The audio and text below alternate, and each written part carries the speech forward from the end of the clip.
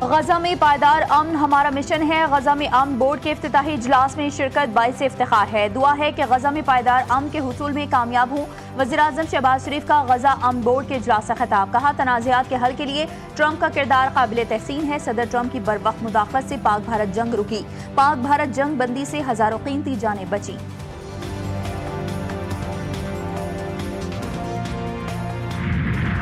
دنیا میں امن سے زیادہ کوئی اور اہم چیز نہیں۔ پائیدار امن کے لیے غزہ میں امن بورڈ اہم فورم ہے۔ امریکی صدر ڈونلڈ ٹرمپ کا بورڈ آف پیس کے اجلاس سے خطاب، وزیراعظم شہباز شریف کی بھی اجلاس میں شرکت۔ ڈونلڈ ٹرمپ کی وزیراعظم شہباز شریف اور فیلڈ مارشل سید عاصم منیر کی تعریف، کہا فیلڈ مارشل سید عاصم منیر اچھے فائٹر ہیں اور مجھے فائٹرز پسند ہیں۔ بولے ایران کو کسی صورت ایٹمی ہتھیار رکھنے کی اجازت نہیں دی جائے گی۔ اور جی ٹی وی نیوز کی جانب سے خصوصی افطار ٹرانسمیشن عرفان رمضان، معروف ثنا خواں فرحان علی وارث افطار ٹرانسمیشن کے میزبان، بینائی سے محروم معروف نعت خواں عباس عبدالی نے خصوصی نعتیہ کلام پڑھ کر سماں باندھ دیا۔ استقبال رمضان اور اس کے تقاضے کے موضوع پر علماء کرام نے خصوصی روشنی ڈالی۔ ڈاکٹر فواد فاروق نے دل کے مریضوں کو ماہ رمضان المبارک کی مناسبت سے احتیاطی تدابیر سے آگاہ کیا۔ ٹرانسمیشن میں تقریری مقابلوں میں پہلی پوزیشن مقرر متی الرحمان نے حاصل کی۔ شیف گلزار نے قورمہ اور پالک آلو کے پکوڑے بنائے۔ افطار کے لیے دسترخوان کا اہتمام۔ پاکستان کی غزہ میں جنگ بندی کی اسرائیلی خلاف ورزیوں کی مذمت۔ اسرائیلی حملوں میں درجنوں فلسطینی شہید ہو چکے ہیں۔ غزہ میں تعمیر نو کا کام بغیر کسی تاخیر کے شروع ہو جانا چاہیے۔ نائب وزیراعظم اسحاق ڈار کا سلامتی کونسل کے اجلاس سے خطاب، کہا کہ مقبوضہ علاقوں میں اسرائیلی توسیع پسندانہ منصوبے فوری بند کروائے جائیں۔ پاکستان امن پلان میں اپنا بھرپور کردار ادا کرنے کے لیے تیار ہے۔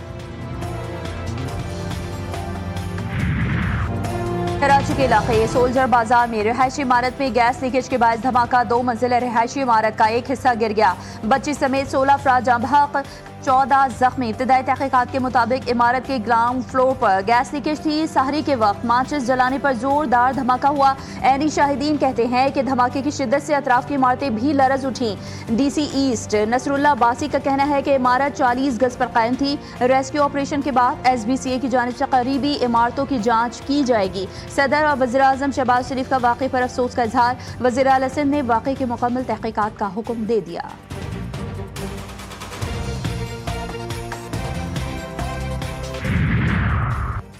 آنا ہے سولجر بازار مقامی افراد کا امدادی کاموں میں تاخیر کا شکوہ۔ شہری نے کہا کہ کافی دیر تک کوئی نہیں پہنچا۔ اپنی مدد آپ کے تحت لوگوں کو ملبے سے نکالا۔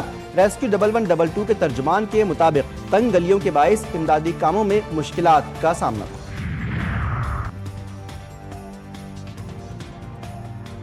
رانا ثناء اللہ ہوا میں سیاسی تیر نہ چلائیں، کچھ نیا سوچیں، باریک سیاسی وارداتیں پرانی ہو گئی۔ سینیٹر فیصل واوڈا کہتے ہیں کہ رانا ثناء اللہ پہلے تو بتائیں کب، کہاں اور کیسے ڈیل آفر ہوئی۔ یہ وہ ڈیل ہے جس کا صرف آپ کو ہی پتا ہے۔ خوش قسمت ہیں کہ آپ لوگ بقول آپ کے بانی نے ڈیل نہیں مانی، ورنہ بانی نے سیاستدانوں کے پیچھے ہی آنا ہے، آپ لوگوں کو چھوڑنا بھی نہیں۔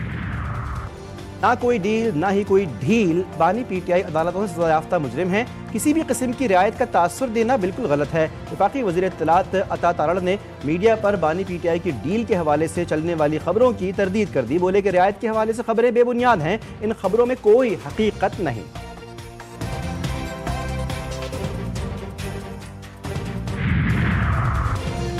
پاجوڑ حملے پر افغان ڈیپٹی ہیڈ آف مشن کی دفتر خارجہ طلبی سخت ڈی مارچ دیا۔ دفتر خارجہ کا افغان سرزمین کے دہشت گردی کے لیے استعمال پر شدید تشویش کا اظہار۔ فتنہ الخوارج ٹی ٹی پی کی قیادت، افغانستان میں موجود ہونے پر تحفظات کا اظہار کیا گیا۔ دفتر خارجہ نے کہا کہ دہشت گرد افغان سرزمین سے بلا روک ٹوک کارروائیاں کر رہے ہیں۔ پاکستان کو افغان طالبان کی یقین دہانیوں کے باوجود کوئی ٹھوس اقدام نظر نہیں آیا۔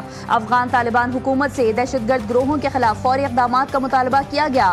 ترجمان کے مطابق دہشت گرد قیادت کے خلاف قابل تصدیق کارروائی کی ضرورت پر زور دیا گیا۔ لکی مروت میں سیکیورٹی فورسز کا آپریشن، 4 خوارج دہشت گرد ہلاک۔ آئی ایس پی آر کے مطابق ہلاک دہشت گردوں سے اسلحہ اور گولہ بارود بھی برآمد۔ سیکیورٹی فورسز کا ملک سے دہشت گردی کے مکمل خاتمے کا عزم۔ بھارت کے ساتھ جنگ کا خدشہ اب بھی موجود ہے۔ پاکستان میں حملے طالبان اور بھارت کی پراکسی جنگ کا نتیجہ ہیں۔ وزیر دفاع خواجہ محمد آصف کہتے ہیں کہ افغانستان میں کل عدم ٹی ٹی پی اور داعش سمیت تمام دہشت گرد گروہ موجود ہیں۔ کابل حکومت کی سرپرستی یا مرضی کے بغیر حملے نہیں ہو سکتے۔ پاکستان افغانستان میں کارروائی کرنے سے نہیں ہچکچائے گا۔